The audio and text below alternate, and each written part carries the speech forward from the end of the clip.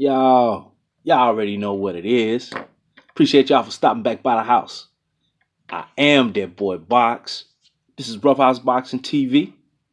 And before I get started, gotta send a big shout out, salute to the whole block fam.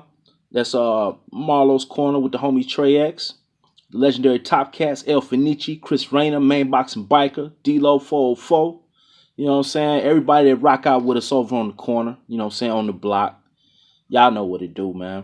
But yeah, you saw the title, you clicked on it, so let's go ahead and get it, man. This is the breakdown and prediction video for the epic, the fight of the year candidate. It hadn't even started. I'm already gonna put it in there, man. But the most anticipated fight of 2019 so far between Errol Spence Jr. and Mikey Garcia. Yeah, man, been waiting on this one. I know y'all been waiting on this one.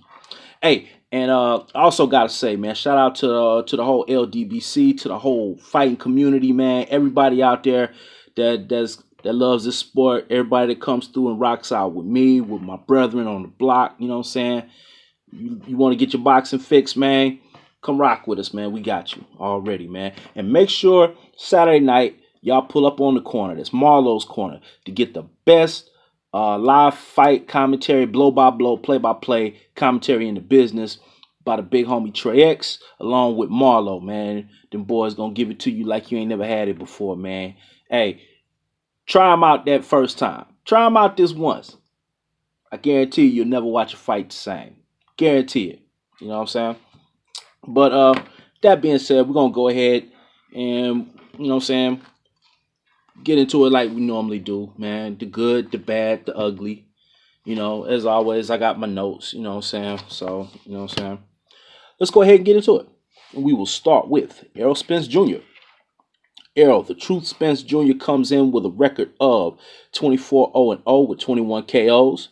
He stands 5 feet 9.5 inches tall and has a 72-inch reach, and he is a southpaw. All right, the good. Errol has a good jab when he uses it, you know, when he uses it effectively. We'll put it that way. He's got excellent hooks. The 3 and the 4 are super serious. He's an aggressive pressure fighter, and he brings consistent, effective aggression and pressure to his opponents. He'll take shots to get his off, but he's always going to be there, always going to be stalking, always going to be pressing forward, always going to be bringing the action to the opponent. That's Errol's MO. He has good punch placement. Very, very, very rarely will you see him waste a punch. His punches normally land. They normally land cleanly, and they normally do damage in some shape or form to the opponent.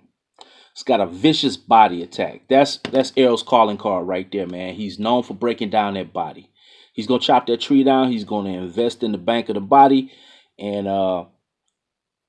if you kill the body, the head will fall. That's his MO. He's got underrated boxing skills. One of the things that I noticed primarily in the Kell Brook fight was Errol's 1-2 was very nice in there. And he had good lateral footwork throughout that fight too, which is normally not his calling card. But in that particular fight, there were spurts where he displayed some pretty decent footwork, you know what I'm saying? But that fight, normally he's going to walk down the opponent, you know what I'm saying? It's going to be a laser beam, tractor beam, straight line to the opponent, you know, to seek and destroy the target. But he does have good boxing skills. He's got a variety of combinations that he has shown in the past. Not only the 1-2, but the 2-3. The 1-4 is his combination of choice. He loves that 1-4, and it is very effective. That will be the jab, and then the left hook to the body. That's his thing. He finishes his combos to the body more times than not. 9 times out of 10, even if he starts up top, it's going to finish to the body. And like I said, that 1-4 is something that he loves to do. It'll be the jab to the head, and he's really good about the opponent can throw a jab or a straight, and he can either slip it, parry it, block it, whatever. But when the opponent is in this position like with all of this open right here, Errol's gonna let that shot go up underneath that four, that hook to the body. Sometimes three, depending on which side he's on.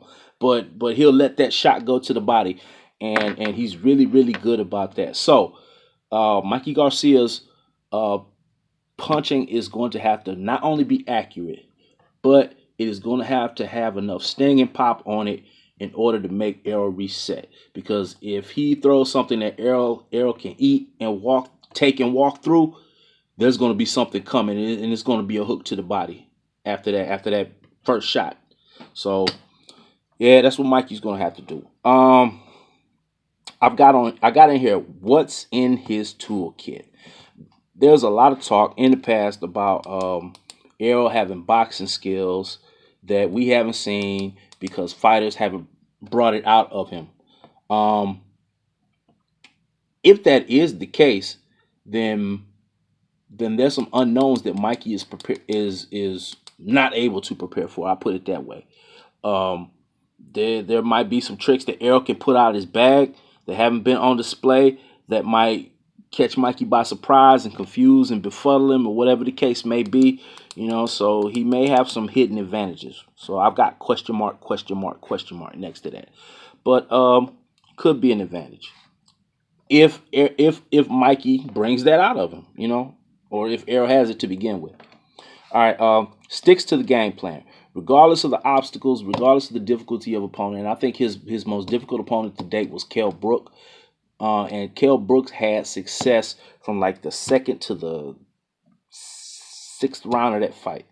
He had success, and Errol never wavered.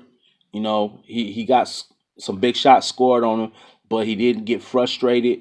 There was no quit in him. That dog stayed there. He stuck to the game plan, which was chop down that body, invest in those body shots, and get the head shots when he could.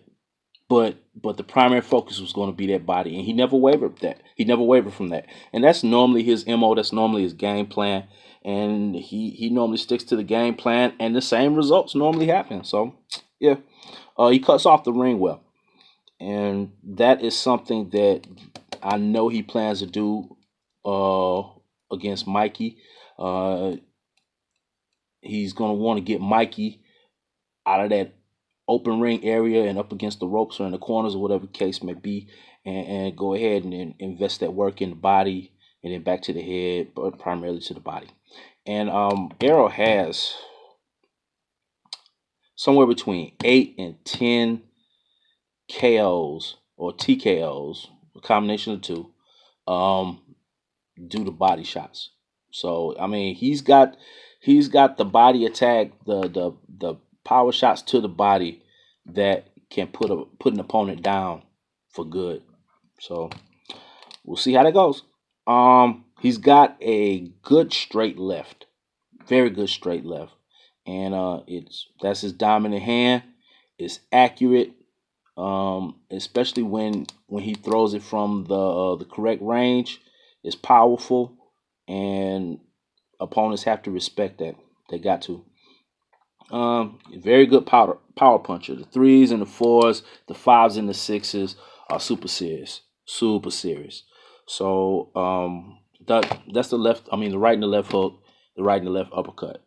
So yeah, that's something else Mikey's gonna have to watch out for. And he's got a very good chin. So Mikey's gonna score on that dude, especially early in the fight.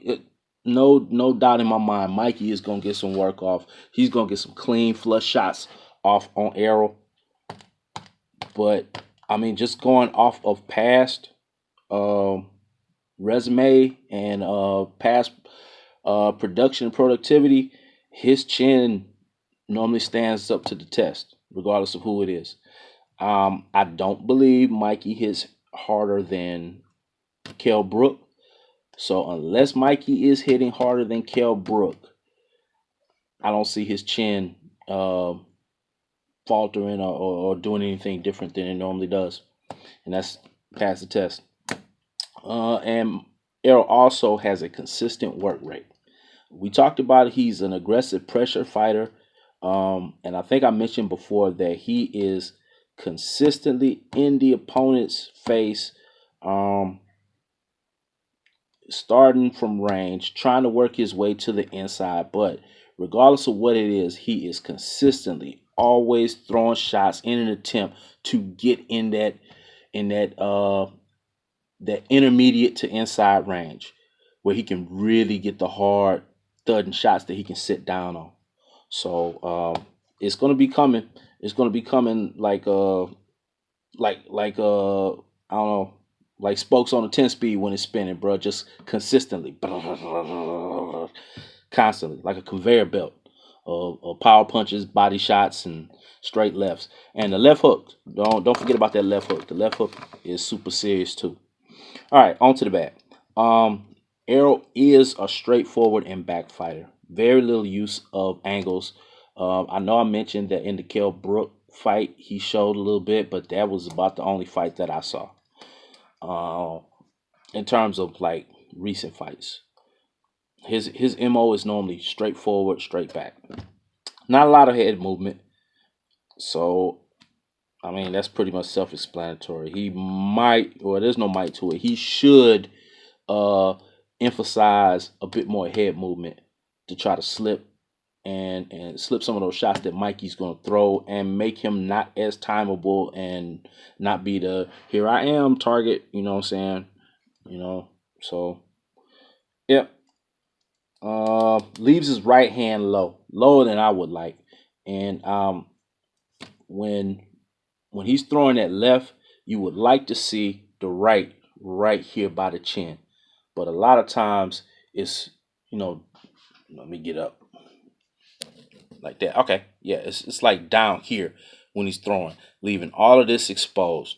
So you want you want something still in play to guard that chin, guard that face area when the other hand is being extended, whether it's a straight, whether it's a hook, whatever the case may be. You want something right here. And a lot of times he doesn't have anything right there. So if you got a good counter puncher like Mikey, that is an opening. So that is something that I'm pretty sure Mikey's going to be looking at and looking for. He's got basic high guard defense.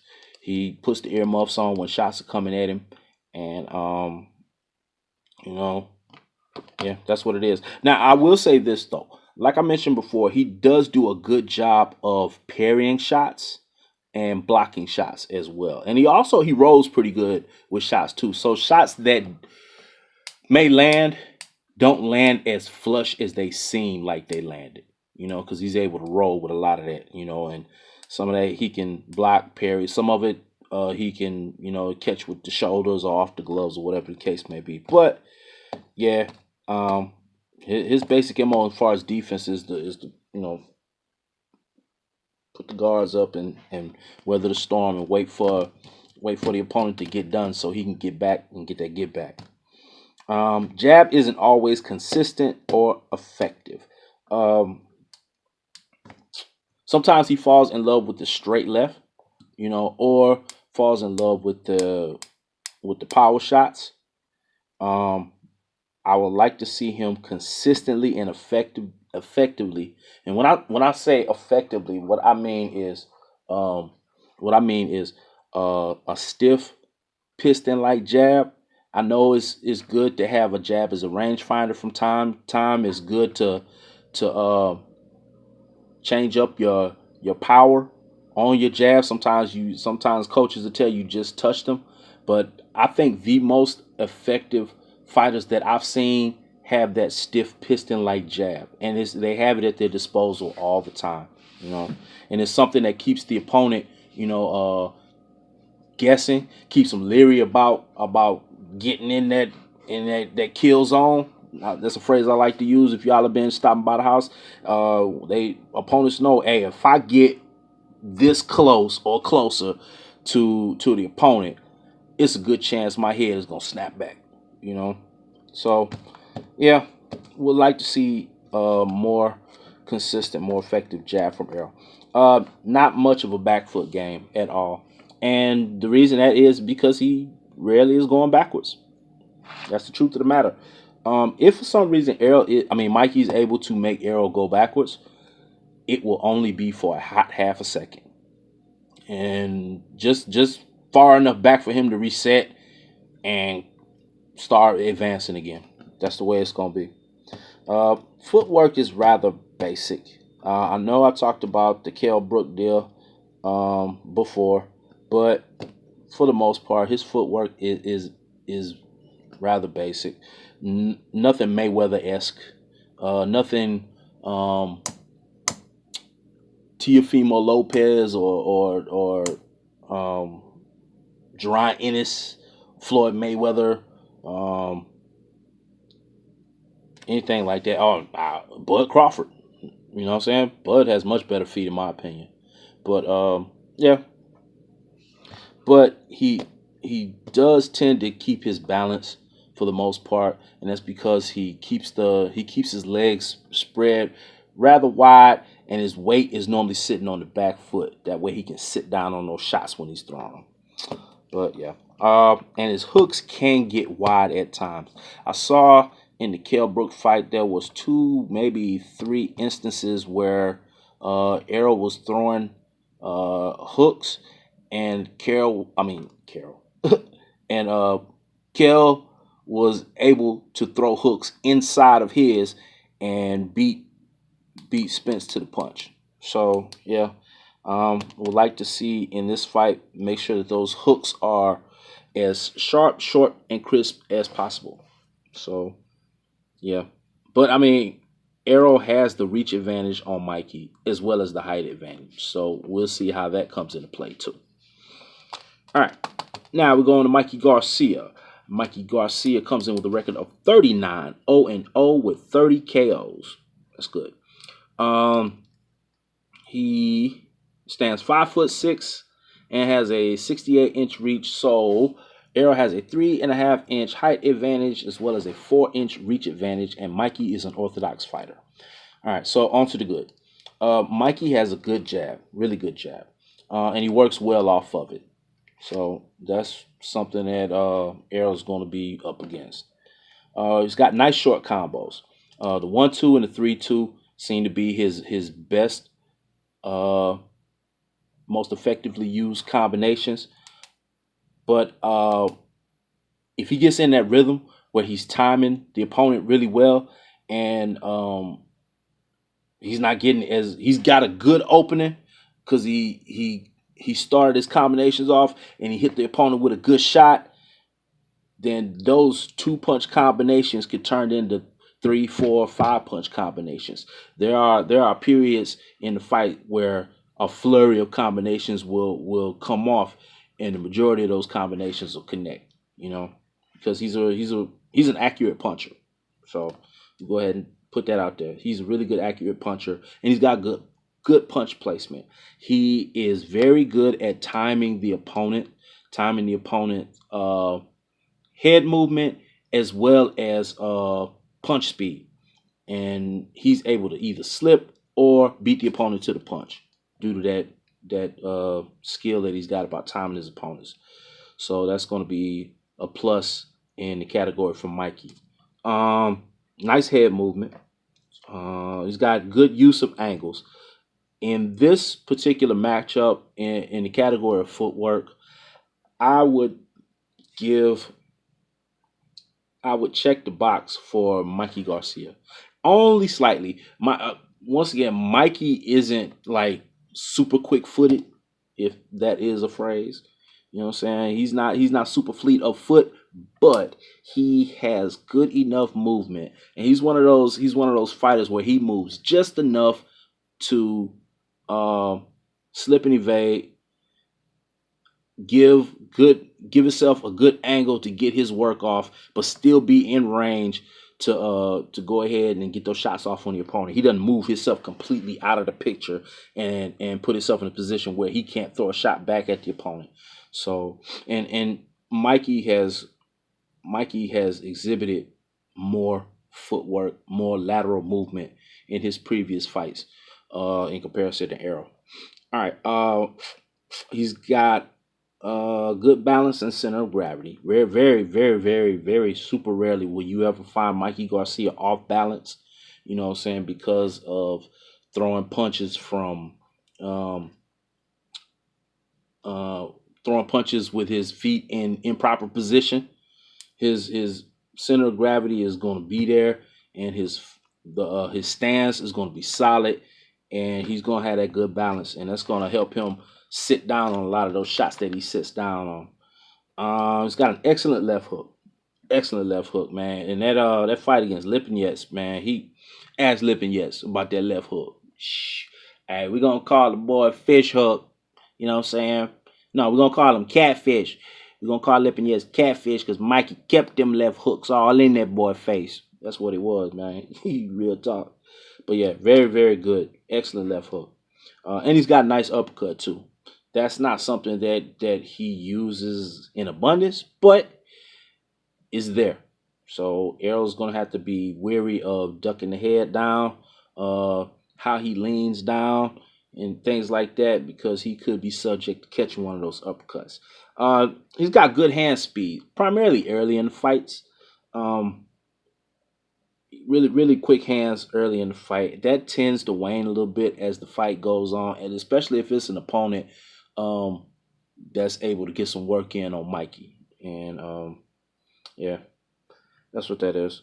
Uh, the Broner fight is an example of that. The Lipinets fight is an example of that too. Okay. Stays cool under pressure, and that's something that he has in common with Errol. The fact that they're neither one of these guys are very easily rattled. Mikey Garcia has faced some obstacles and opposition in past fights, a number of past fights. Opponents have got good shots in on him, gotten some work in on him, but like I said, doesn't frustrate him. You know, he shakes it off and gets back to whatever the game plan was for that round or that particular fight. And he goes in there and he continues to do what his brother Robert and the rest of the team got in play for him. So yeah. Punches and bunches, winning rhythm. I already talked about that. He's an excellent counter puncher. He is, and that is especially when he's able to get that rhythm. When he's able to figure out that opponent's timing, 9 times out of 10, it's normally lights out. You know what I'm saying? It's gonna be a long night for that opponent if they're not able to get in the work against him, but he's able to slip and get his work off on the opponent. Long night. Super long night. All right, on to the bad. He leaves that right hand low when throwing those hooks. And we mentioned that about Errol with his left, but when he's throwing the right hook. Once again, let's put this back up. Hope it doesn't slip down. But when the left hook is coming, you would want it to be like that, you know. Hand right here. There's the hook. I saw a number of instances, and when I say number, I'm talking 10 to 15 instances where Mikey would get in there, he's getting ready to throw that left hook, and it's like this. You know what I'm saying? The hand is right here. So all of this is exposed. He was able to connect more times than not, but Lipinets was able to get some left hooks in on him, and one of them rocked him pretty good too. All right, he's the type of fighter. Let me adjust my camera again. All right, Mikey is the type of fighter that wants to get back when he's caught with a good shot. That could be a recipe for disaster with Errol Spence, because if he wants to sit there in the pocket and slug it out, I think that box is going to be checked in the category or in favor of Errol. You know what I'm saying? Errol, in my opinion, is the stronger fighter. He's the bigger man. He has the superior reach advantage, height advantage. He is a seasoned and natural 147 pounder. Mikey is coming up. Some people say 2 weight classes, but he's fought at 140 before. So, but he's coming up in weight.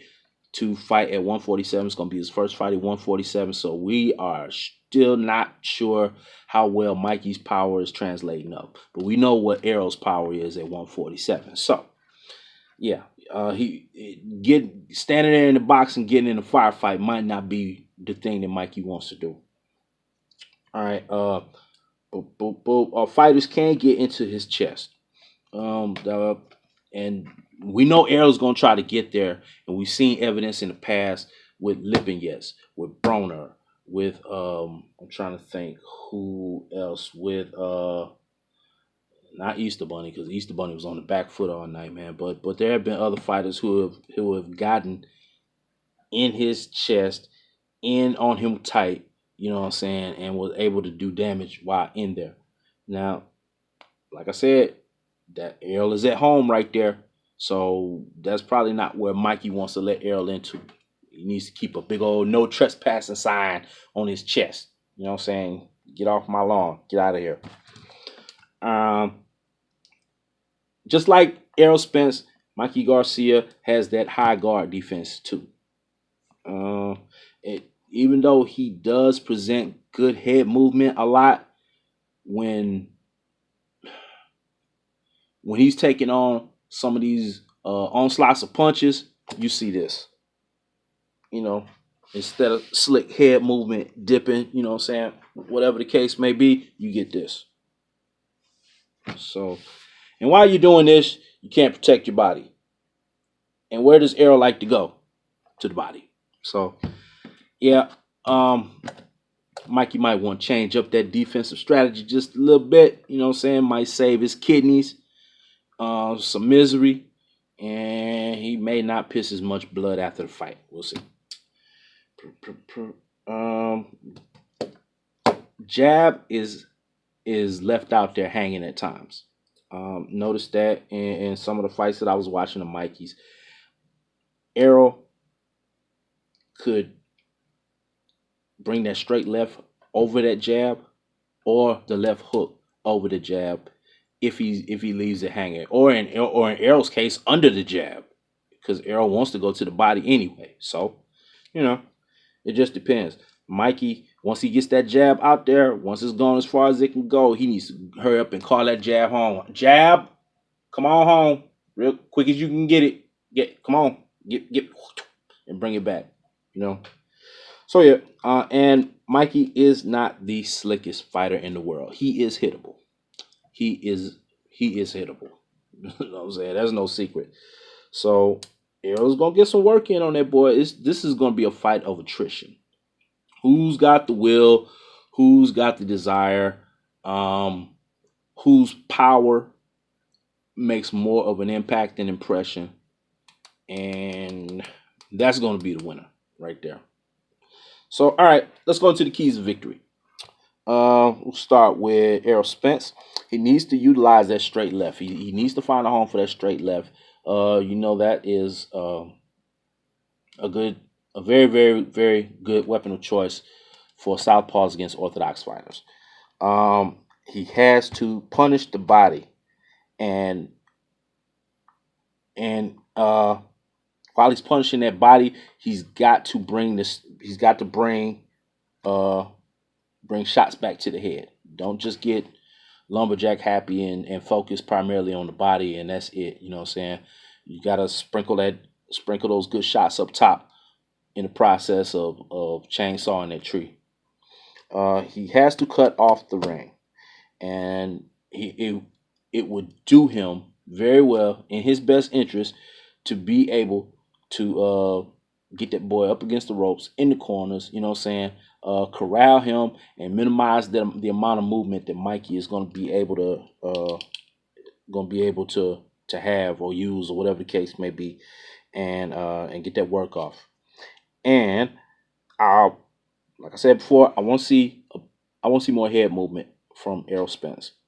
Just because you can take a good shot doesn't mean you need to take every good shot. You know what I'm saying? Become a slick moving target with your head, you know? All right. For Mikey, he needs to utilize the straight right since he's fighting the southpaw. That left hook needs to be utilized as well because that's an effective punch for Mikey. Uh, head and footwork, head and foot movement are key. Standing right there in front of Errol Spence is nothing but a fast. That's a super fast way to make it to your last will and testament. So he needs to move uh, upper body, head, and feet. Everything needs to be super silky smooth, fluid, like he's on ice skates out there. You know what I'm saying? This isn't normally his MO, but for this fight, it needs to be.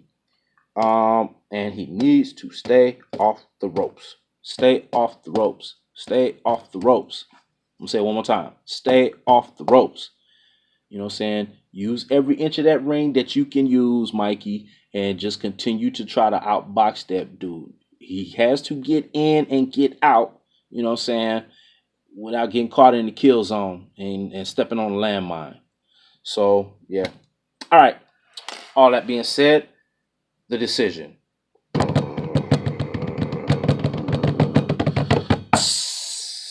I've got Errol the Truth Spence Jr. winning by TKO. I had it ninth round earlier, but I talked to some of my bros on the block, man, and they gave me some good points. And I went back and I looked at some things on film, and I gotta change the round. I think it's gonna be the sixth round. Errol, in my opinion, is on a mission. This all the build up and the chit chat and the talk, you know what I'm saying, during training camps, I believe that it's sort of gotten under Errol's skin. Not to the point where it's gonna throw him off his game plan or he's gonna go out there and be too amped and too hyped up and too frustrated or whatever, and all he's gonna see is red and all. Now, not like that, but enough to the point where Errol is gonna be like, man, I'm finna mess this dude up for real. As quickly as I can mess him up, as quickly as I can beat him down, I'm getting ready to beat this dude down. So I got TKO sixth round. I think Errol is going to put him down a couple times in the fifth, put him down again a time or two in the sixth, and Robert and Big G and them are going to throw the towel. Oh, the ref is going to wave it off. Ref is going to wave it off, and that's going to be it. But yeah, Errol by TKO sixth round, and that's what it is. You know what I'm saying? Errol is the bigger man. Errol is naturally I cannot say that word right now. He is normally acclimated. Is that the word? Acclimated to 147. We have yet to see how Mikey is going to function in a real fight. I don't care about sparring. I don't care about training camps. I'm talking about in a real fight at this weight. You know what I'm saying? Is it going to slow him down as far as foot speed, as far as hand speed, stamina? What's going to be the effect? We know what we're going to get out of Errol. And based off past performance, bro, I just can't see Mikey coming up 1 to 2 weight classes and being able to withstand that buzzsaw. Plus, he's got the shorter reach. He is the shorter man. Any work that he gets in on Errol is going to have to come in closer, which is going to put him in the kill zone. It's going to put him at ground zero. You know, so I don't see Errol missing much at all. You know what I'm saying? Once he gets in there at ground zero, in the kill zone, man, I think that boy Errol is going to tee off on him every time he gets in there. Even if he misses with the jab or the straight up top, like I said, that foe is coming. Watch what I tell you, man. That 3 of that foe is coming after that. Shortly thereafter. His ribs and, you know what I'm saying, his pancreas and gallbladder and all of that, bro. It ain't gonna be the same after this fight. I'm telling you. So yeah, that's what it is, man. Hey, once again, man, appreciate y'all stopping by the house, rocking with me, man. You know what? I'm tripping. I forgot to tell y'all before y'all came in, man, to wipe your feet and close the door behind you, man. But better late than never, man. So I hope y'all didn't track no muddy shoes up in my house, man. Oh yeah, and let me say this, man. I'm pretty sure y'all saw El Fenichi's Crow Chronicles over there on Marlo's corner, man, and y'all saw the whole Rough House Gone Wild bit. Hey, tune in to the fight over on Marlo's Corner this Saturday night, and you will get the whole entire exclusive story of what happened, man. I gotta give my side of it, man. But yeah, my camera on my phone came on, caught me in a compromising position. Literally caught me with my pants down. That's what's up, man. we gonna stop right there for right now, man. But y'all come on to the fight Saturday night, man, so y'all can get the whole scoop, man. Y'all hear the whole story about it, man. Cause I ain't gonna tell you no lies, man. I'm gonna give it to you like a TI is, man. Give you nothing but the truth. That's what it is, man. And salute to the whole block fam. You know what I'm saying? It's going down this Saturday night. Spence versus Garcia. Can't wait. Get the blow by blow, play by play from Marlo's corner. Y'all make sure y'all pull up and rock out with us, man. It's going down. That's what it is. I am that boy Box. This is Rough House Boxing TV. I'm trying to think. Is there anything else? Anything else? Nope. Nothing else. So y'all can go ahead and get on out the house now. Gee.